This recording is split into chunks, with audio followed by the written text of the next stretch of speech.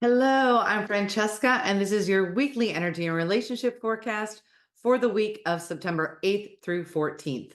And as always, take what resonates, leave the rest. This is just to give some insight and support to help navigate the energies of the coming week. And lots of planetary movement, although I feel like lately that's just the norm, right? So we do have a couple things going on this week. We have the sun opposite Saturn. We have Mercury moving into Virgo, and then we also have Sun squaring Jupiter. And for this month, when I feel into it, there's a piece to it, but there's not. There's a lot of movement. And so my suggestion this month is really to get super grounded, and it's a month to really go in and take care of whatever you need to do this month. September and October are going to be super busy in the sense that there's a lot of energy coming in. We're going to need to move energy out for new energy to come in. And all of this is in preparation for an upgrade, for this new lovely chapter. And for some of you, it may even be a whole new book. So yeah. So let's take a deeper look. I think with those alignments happening this week, there's really this underlying sense of stepping up, but in the sense of stepping up in going deeper in, reviewing some things to help prep for expansion, because Jupiter is always about this expansion. And then when you have Jupiter and the sun, that's really good, right? Lots of good things. But also to get there, we may need to do a little bit of cleanup, maybe get brutally honest with ourselves. All right, without further ado, let's dive in. I pre-shuffled, pulled some cards, and tuned in. And as always, I just laugh every time I pull cards because it's just oh so fitting. So the overarching card that I pulled as support for this week is Vesta. And so the words on there are hearth and fire. So Vesta being the goddess of hearth and home, right? And you see the little flame there, love it. So this flame is a reflection of your life force energy, your passion, your power, because our passion and our power are absolutely linked. And I think that really speaks to that overarching thing, of going in, really looking at what brings us joy and maybe what we want to do more of and what we're ready to let go of so that we can make room for more of what we do want. And of course, with the hearth and home, a little cleanup. And so your outer world can reflect your inner world. So it might be a good time to maybe clean out those closets, declutter your house, things along those lines.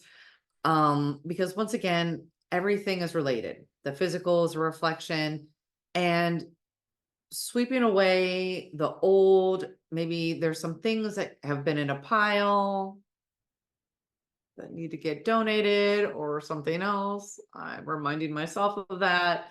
And this would be an absolutely perfect week to get some of those tasks completed. And once again, how does this serve you? Does it still serve you? And I think that these moments of reflection and kind of that quiet time are so necessary, especially before a bump up and upgrade.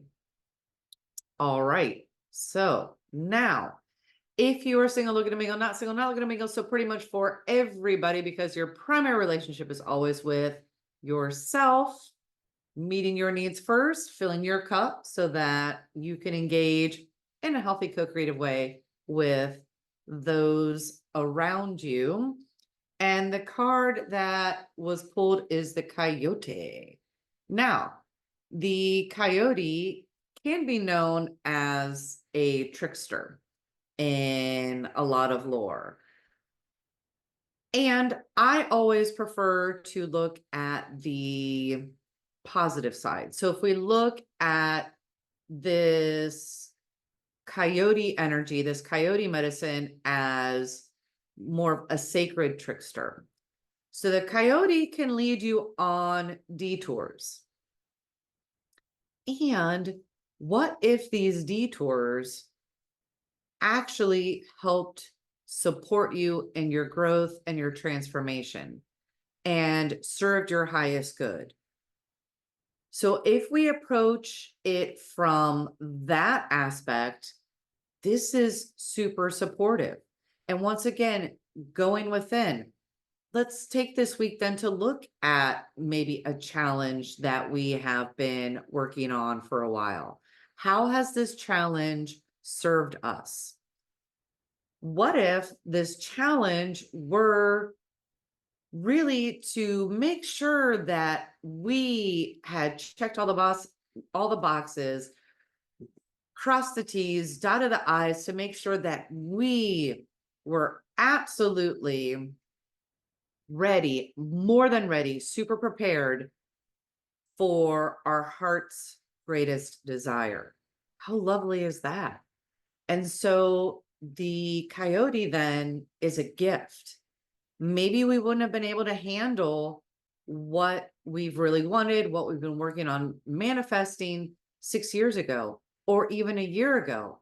But now, because of this detour, this challenge, now we can. We've cultivated to a deeper degree those qualities that were absolutely necessary that we did have, but now we have even more of. So when we now see in the physical what we have been working towards manifesting, it's a breeze. The challenge doesn't come because we've already gone through the challenge. That's a beautiful, beautiful gift. So if you feel so called to work with coyote medicine this week, absolutely. And seeing it as the gift that it is. All right. If you are dating, we have the 10 of fire.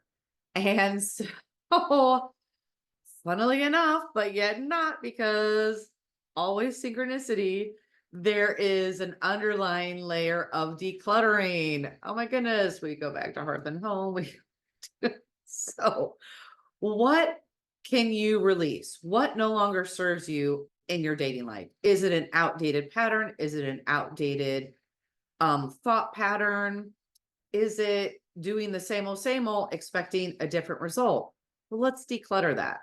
We don't need it anymore. Once again, this is all about just reflection. Awareness is key. Awareness gives the clarity. The clarity, then you can take right action, appropriate right action. But also we have the fire there. 10 is also completion. So what can we release so that we have the new? So I know a lot of times people hear like endings and they get the like that. But there's always a new beginning. Everything, there's a cycle to everything. So it's not that a door closes and that's it. Then you're just in this black hole abyss. No, no, no, no, no. There's always options. You always have options. There's always new opportunity. So it's just whether you can see the opportunity or not.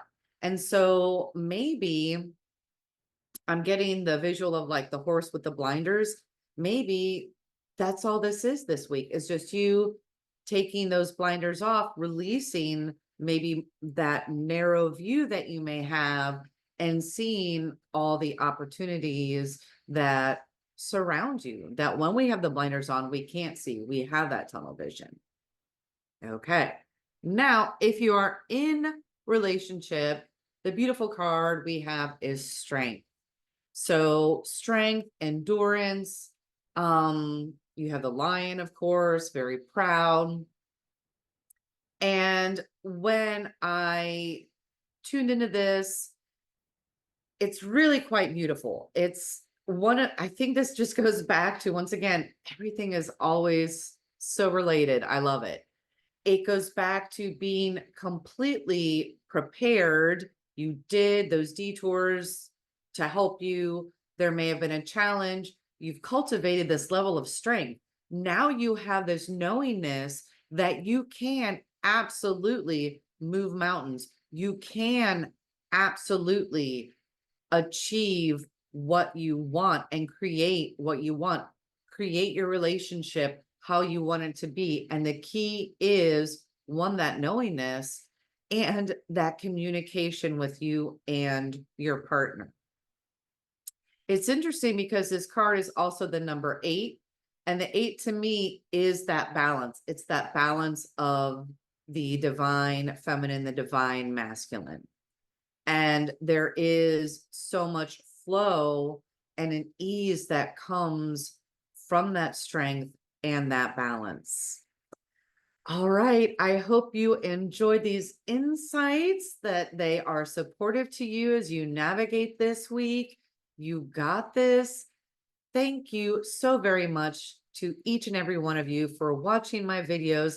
Let me know in the comments which piece resonated the most with you. I would love to hear your thoughts. Give this video a thumbs up, click like, click subscribe, hit that notification bell, share with your friends, spread the love vibes around the world. And until next time, more love vibes to come. Ciao.